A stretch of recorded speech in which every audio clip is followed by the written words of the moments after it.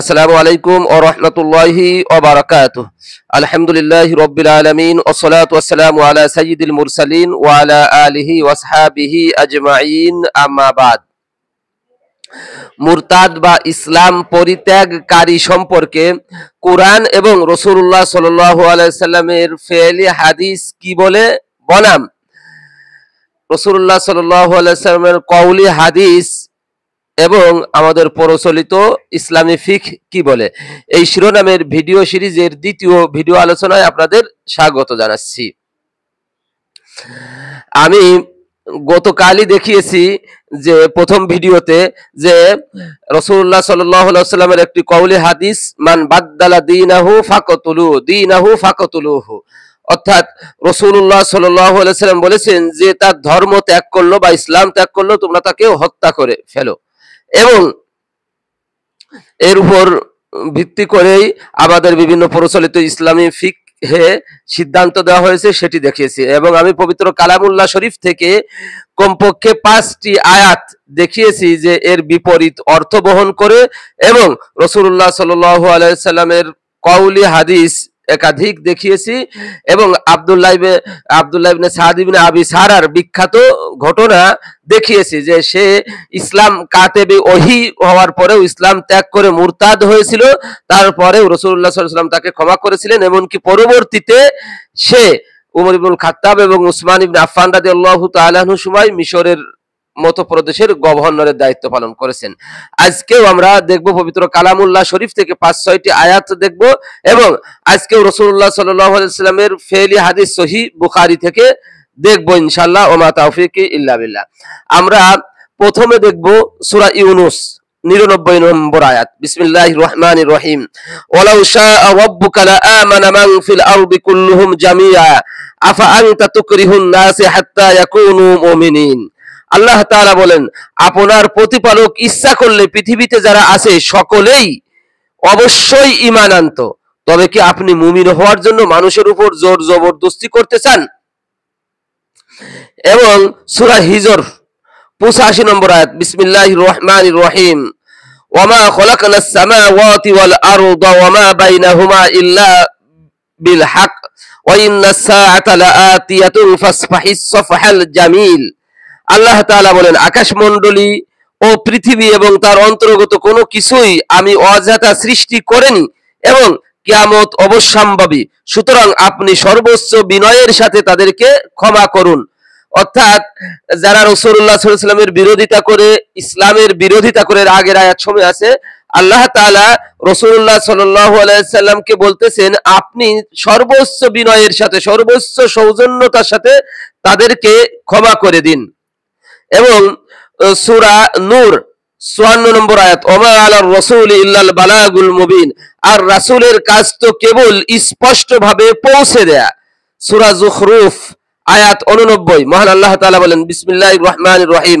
ফাসফাহ আনহুম ওয়াকুল সালাম ফাসাউফা ইয়ালামুন। নবী, সুতরাং আপনি তাদেরকে এড়িয়ে চলুন এবং বলুন সালাম। অর্থাৎ যারা ইসলামের সাথে দুশমনী করে, ইসলামের বিরোধিতা করে, রাসূল আল্লাহ তাআলা নবীকে বলতেছেন আপনি তাদেরকে এড়িয়ে চলুন এবং তাদেরকে বলুন যে সালাম। সূরা আনফাল সূরা গাশিয়ার 21 এবং 22 নম্বর আয়াত। বিসমিল্লাহির রহমানির রহিম। ফাযাক্কির ইন্নামা আনতা মুযাক্কির লাস্তা আলাইহিম বিমুসাইতির। অতএব আপনি উপদেশ প্রদান করুন, আর আপনি তো একজন উপদেশদাতা মাত্র, আপনি তাদের কর্মের নিয়ন্ত্রক নন। অর্থাৎ আপনি পুলিশ আর্মি নন যে তাদেরকে আপনি পিটিয়ে পাঠায় তাদেরকে কি ইসলামের দিকে নিয়ে আসবেন। আপনি একজন উপদেশদাতা মাত্র। আপনি কি উপদেশ দিন, যে গ্রহণ করে করুক, যে গ্রহণ করে না করুক। প্রত্যেকটি আয়াত ভেরি ক্লিয়ার। বিশেষ করে সূরা ইউনূসের যে 99 নম্বর আয়াত আমরা তেলাওয়াত করেছি, অত্যন্ত প্রথমে তেলাওয়াত করেছি, অত্যন্ত ক্লিয়ার। আপনার প্রতিপালক ইচ্ছা করলে পৃথিবীর সমস্ত মানুষ অবশ্যই ঈমান আনত, তারা সকলেই ঈমান আনত, তবে কি আপনি মুমিন হওয়ার জন্য মানুষকে জোর জবরদস্তি করতে চান? অর্থাৎ অনেকে ঈমান আনতে যখন চায় না, রাসূলুল্লাহ সাল্লাল্লাহু আলাইহি ওয়াসাল্লাম হয়তো একটু ব্যাকুল হন, একটু ধৈর্য হারা হন, তখন আল্লাহ তাআলা রাসূলুল্লাহ সাল্লাল্লাহু আলাইহি ওয়াসাল্লামকে ই দিয়ে ধৈর্য ধারণের পরামর্শ দিয়ে বলতেছেন আল্লাহ যদি চাইতেন তাহলে তো পৃথিবীর সকল মানুষই ঈমান আনতো। আর আপনি কি চান যে মানুষকে আপনি জোর জবরদস্তি করে ঈমানের দিকে নিয়ে আসবেন? আমরাও যে গতকাল সূরা মারইয়ামের সূরা কাহাফের 29 নম্বর আয়াত শুনিয়েছি, ওয়াকুলিল হাক্কু মির রাব্বিকুম ফামান শাআ ওয়াকুলিল হাক্কু মির রাব্বিকুম ফামান শাআ ফালিয়ুমিন ওয়া মান শাআ ফালিয়াকফুর। আল্লাহ তাআলা বলতেছেন যে তোমাদের প্রতিপালকের পক্ষ থেকে যে সত্য এসেছে সেইটে আপনি মানুষদেরকে জানিয়ে দিন, যার ইচ্ছা সে ঈমান আনয়ন করুক, যার ইচ্ছা সে কুফরি করুক। প্রতিটি আয়াত ভেরি ক্লিয়ার। এখন আমি রাসূলুল্লাহ সাল্লাল্লাহু আলাইহি ওয়াসাল্লামের একটি ফেলি হাদিস সহিহ বুখারী থেকে আপনাদের শোনাই। সহিহ বুখারীর 3617 নম্বর হাদিস। এটি মানাকিব মর্যাদা অধ্যায়, মানাকিব অধ্যায়ের ভিতর এসেছে। একজন খ্রিস্টান আনাস ইবনে মালিক রাদিয়াল্লাহু, আমি বাংলাটা বলে দিচ্ছি। আনাস ইবনে মালিক রাদিয়াল্লাহু তাআলা বর্ণনা করেন যে একজন খ্রিস্টান পণ্ডিত ইসলাম গ্রহণ করেছিল, রাসূলুল্লাহ সাল্লাল্লাহু আলাইহি ওয়াসাল্লামের কাছে ইসলাম গ্রহণ করেছে।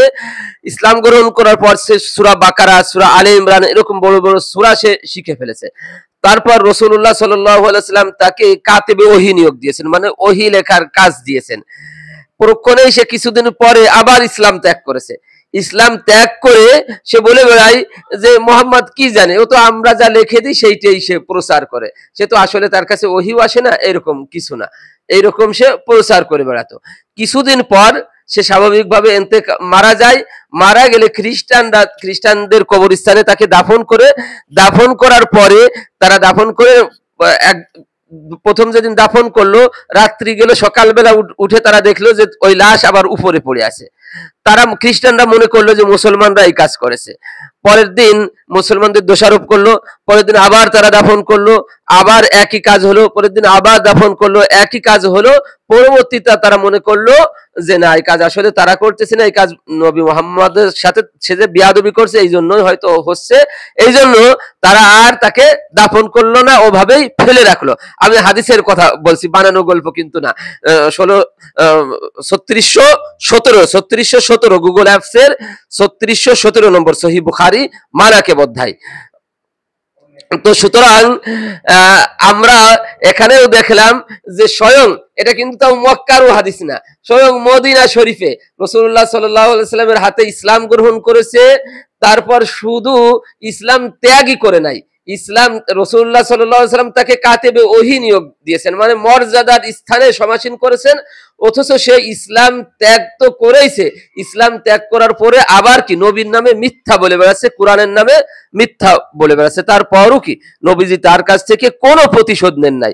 এবং আমরা আজকে যে আয়াতগুলি উল্লেখ করেছি সেই আয়াতগুলিতেও বারবার আল্লাহ তাআলা বলেছেন যে আপনি তাদেরকে কি ক্ষমা করে দিন, তাদেরকে আপনি সালাম বলে দিন, তাদের কাছ থেকে কোনো প্রতিশোধ আপনি নেবেন না যারা ইসলামের বিরোধিতা করে। অথচ আমরা এই একটা দুটো কওলি হাদিস দ্বারা আমরা ওই ক্যাপিটাল পানিশমেন্ট অর্থাৎ সর্বোচ্চ শাস্তি, মৃত্যুদণ্ডের মতো শাস্তির বিধান কি আমরা ইমামদের কথা অনুযায়ী, অমুক তমুকের কথা অনুযায়ী বাস্তবায়ন করতেছি। এবং আমি গতকালও বলেছি, আবার আজকেও বলে আপনাদের স্মরণ করিয়ে দিই, মানে কত অযৌক্তিক কথা আমি বলেছি। আমাদের সংবিধানের একাধিক জায়গায় আছে যে ধর্মের দোহাই দিয়ে কারোর সাথে কি বিভেদ করা যাবে না, ধর্মের কথা উল্লেখ করে মানুষের ভিতর বিভেদ তৈরি করা যাবে না, সকল আইনের দৃষ্টিতে সকল ধর্ম বর্ণ সবাই সমান। এ কথা মদিনা সনদেও কি আমাদের সংবিধানের তুলনায় আরো জোরালো ভাবে লেখা ছিল এবং বারবার লেখা ছিল। সুতরাং সেই নবী করিম সাল্লাল্লাহু আলাইহি ওয়াসাল্লাম মদিনা সনদে এই কথা এত জোরালো ভাবে লিখে দিয়েছেন যে মদিনার সবাই এক জাতি হিসেবে গণ্য হবে। মদিনার উপর যদি কেউ বহিঃশত্রু আক্রমণ করে, সেই পত্তলিকের উপর হোক মুসলিমের উপর হোক, সবার উপর আক্রমণ হিসেবে গণ্য হবে। এবং মদিনাবাসী যদি বাইরের কারোর উপর আক্রমণ করে, সবাই মদিনাবাসী সম্মিলিতভাবে সেই আক্রমণে শরীক হবে। অর্থাৎ মদিনাবাসী সবাই এক জাতি, এই কথা একদম মদিনা সুন্নাতের শুরুতেই লেখা। সেই নবী কখনো এইরকম বিধান দিতে পারে যে ইসলাম যে ত্যাগ করবে তাকে কি মৃত্যুদণ্ড দেওয়া হবে? কত অযৌক্তিক বিধান। আমি গতকালও বলেছি, যেহেতু মানে ইসলাম ইনসাফের কথা বলে, সমতার কথা বলে, এবং কোন ফৌজদারি বিধান কখনো কি ধর্মের ভিত্তিতে বৈষম্য করা যায় না। মানে কোশ্চিন কালেও কি যায় না। এবং আল্লাহ তাআলা পবিত্র কোরআনে বলেছেন, আল্লাহ তাআলা যেটি নাজিল করেছেন তার বিপরীত বিধান যে দেবে সে কাফের হবে। ওয়াল্লাম ইয়াহকুম বিমা আনজালাল্লাহু ফাউলাইকা হুমুল কাফিরুন। এবং এই কথা আল্লাহ তাআলা যে আয়াতে বলেছেন সে আয়াতে একটু আগেই ওই উল্লেখ করেছেন বিভিন্ন ফৌজদারি বিধানের কথা, অপরাধের শাস্তির কথা। অথচ তাহলে আল্লাহ যে শাস্তির কথা বলেন নাই, সেই শাস্তি মানুষের কথার দ্বারা সেই শাস্তি কখনো কি বাস্তবায়ন হতে পারে না। আর আমি আবারও স্মরণ করিয়ে দিই, এইরকম বিধান যদি থাকতো যে ধর্ম ত্যাগ করলে তাকে মৃত্যুদণ্ড দেওয়া হবে, তাহলে এটা সবার জন্যই করতে হতো। মদিনাতে রাসূলুল্লাহ সাল্লাল্লাহু আলাইহি ওয়াসাল্লাম যদি আইন করতেন তাহলে অবশ্যই উনাকে এটাও বলতে হতো যে ইহুদি ধর্ম যে ত্যাগ করবে, খ্রিস্টান ধর্ম যে ত্যাগ করবে, পৌত্তলিক ধর্ম যে ত্যাগ করবে, মুসলিম ধর্ম যে ত্যাগ করবে, সবার ক্ষেত্রে কি একই বিধান দেওয়া লাগতো। সেক্ষেত্রে কি ইসলামের কোনো বিস্তৃতিই হতো না, ইসলামের কোনো বিস্তৃতি হওয়ার সুযোগই থাকতো না। সুতরাং আমরা এই সমস্ত কথা কোশ্চিন কালেও কি ইসলামের কথা বা নবীজির কথা হতে পারে না, আমরা এটা বিশ্বাস করি না। আর যে সমস্ত প্রশ্ন আসতে পারে সেই সমস্ত প্রশ্নেরও আপনাদের দু একটা জবাব দিয়ে দিই। যে একটা প্রশ্ন আসতে পারে যে আবু বকর রাদিয়াল্লাহু তাআলা আনহু খলিফা হওয়ার পর রিদ্দার যুদ্ধ হয়েছিল, সেখানে যারা ইসলাম ত্যাগ করেছিল, নবী করিম সাল্লাল্লাহু আলাইহি ওয়াসাল্লামের ইন্তেকালের পরে ইসলাম ত্যাগ করেছিল, তাদের সাথে যুদ্ধ করা হয়েছিল, হত্যা করা হয়েছিল। এই থিমটা অনেকটা মানে যে যেভাবে আমি বললাম এইভাবেই যে বলা হয়েছে সেটি নয়। রিদ্দার যুদ্ধের ঘটনা সহিহ বুখারীতেও এই বিষয়ে অনেক হাদিস আছে এবং তারিখের কিতাবে যেখানেই আছে আপনারা পড়ে দেখবেন যে রিদ্দার যুদ্ধ মূলত যে ধর্ম ত্যাগ করার কারণেই যে হয়েছে একমাত্র তা নয়, তারা ধর্ম ত্যাগ করেছে এবং ইসলামী রাষ্ট্রের বিরুদ্ধে বিদ্রোহ ঘোষণা করেছে। এবং যে কোনো রাষ্ট্রের বিরুদ্ধে যদি কেউ বিদ্রোহ ঘোষণা করে, বিদ্রোহের শাস্তি সবসময় প্রায় সব আইনেই কি মৃত্যুদণ্ডই থাকে বা তাদের বিরুদ্ধে যুদ্ধ ঘোষণাই থাকে। তো সুতরাং এখানে ইসলামী রাষ্ট্রের বিরুদ্ধে বা মদিনা রাষ্ট্রের বিরুদ্ধে যুদ্ধ ঘোষণা করার কারণে তাদের বিরুদ্ধে যুদ্ধ করা হয়েছে এবং তাদেরকে হত্যা করা হয়েছে। আর সর্বোপরি কথা হলো যে আমরা তো বলেছি কোরআন থেকে আমরা বলেছি এবং ফেলে হাদিস থেকেও আমরা কি দিয়েছি। এর বিপরীত কথা যদি থাকে, আমরা এর আগে হাদিস থেকে দিয়েছি, কোরআনের বিপরীত কথা কি সাহাবায়ে কেরাম রাদিয়াল্লাহু তাআলা আনহু কি মানতেন না। ওই যে আমরা কিতাবুল জানাইজ থেকে হাদিস দেখিয়েছি, আয়েশা রাদিয়াল্লাহু তাআলা আনহার কাছে বলা হয়েছে যে উমর ইবনুল খাত্তাব নিজে বলতেছেন যে আমি নবীজি সাল্লাল্লাহু আলাইহি সাল্লামের কাছে শুনেছি নবী করিম সাল্লাল্লাহু আলাইহি সাল্লাম বলেছেন যে স্বজনদের পরিবার পরিজনের কান্নার কারণে মৃত ব্যক্তির কবরে আযাব হয়। এই কথা শোনার সাথে সাথে আয়েশা সিদ্দিকা রাদিয়াল্লাহু তাআলা আনহা ডিনাই করে দিয়েছেন যে না, উমরের এই কথা কি সঠিক নয়। সব বড় বড় সাহাবীদের সম্মুখে রেখে ডিনাই করেছেন যে কথা সঠিক নয়, উমরের এই কথা তো কোরআনের আয়াতের বিপরীত। ওয়ালা তাজিরু ওয়াজিরাতু উযরা উখরা, আল্লাহ তাআলা একজনের পাপের বোঝা আরেকজনের মাথায় চাপাবেন না। তো সুতরাং অথচ উমর রাদিয়াল্লাহু তাআলা আনহু কিন্তু বলতেছেন এই কথা আমি নবীজির কাছ থেকে শুনেছি এবং সে কথাও কি সহিহ বুখারীতেই আসছে। তো সুতরাং আমাদের দেখতে হবে কি কোরআনের বিপরীত কোনো কথা সাহাবায়ে কেরাম রাদিয়াল্লাহু তাআলা আনহুম গনু কি মানতেন না। এই সমস্ত সব ক্ষেত্রে একই কথা সে জবাব হবে যে এই যে কথাগুলি বলা হচ্ছে এই কথাগুলি বুখারীতে আছে বা মুসলিমে আছে, ওনারা তো আর নবীজি সাল্লাল্লাহু আলাইহি ওয়াসাল্লামের কাছ থেকে শুনেন নাই, উমর ইবনুল খাত্তাব রাদিয়াল্লাহু তাআলা আনহুর কাছ থেকে শুনেন নাই, ওনারা 5-7 পুরুষের কাছ থেকে শুনেছেন। ওনাদের কথা সঠিক হতে পারে, বেঠিক হতে পারে। আমরা কোরআনের সাথে মিললে যৌক্তিকতার সাথে মিললে আমরা মানব। আমরা কোরআন যৌক্তিকতা আল্লাহর রাসূলের অন্যান্য হাদিসের সাথে না মিললে আমরা কখনোই কি মানব না। যে এইরকম মৃত্যুদণ্ডের মতো এরকম বড় ক্যাপিটাল পানিশমেন্টের কথা কে কোথায় কি বলে দিল না বলে দিল আমরা সেটি প্রচার করব, সেটি ইসলামেরই কি মানহানি হবে, ইসলামকেই কি ছোট করা হবে। দুনিয়ার যে কোনো সভ্য মানুষই বলবে এটা কোন জাতীয় ধর্ম যে সেই ধর্ম ত্যাগ করলে তাদেরকে মৃত্যুদণ্ড দেওয়া হবে। তো আল্লাহ তাআলা আমাদেরকে এই সমস্ত বিষয়ে সঠিক বুঝ দান করেন এবং এই সমস্ত বিষয়ে ফিতনা ফাসাদ মূলক কথা না বলে সঠিকভাবে যে আমি যে বলতেছি আমার সম্বন্ধে যদি কারোর কোনো খারাপ ধারণা থাকে বা আরো যদি জিজ্ঞাসার থাকে, ইনশাআল্লাহ আরো দলিলও আছে করা যাবে, ক্লিয়ার করা যাবে। এই জন্য যদি কারোর কোনো প্রশ্ন থাকে কমেন্টে প্রশ্ন দিলে আমি সেই বিষয়েও কি আলোচনা করে ক্লিয়ার করার চেষ্টা করব ইনশাআল্লাহ। ওয়া মা তাওফীকি ইল্লা বিল্লাহ। আসসালামু আলাইকুম ওয়া রাহমাতুল্লাহি ওয়া বারাকাতুহু।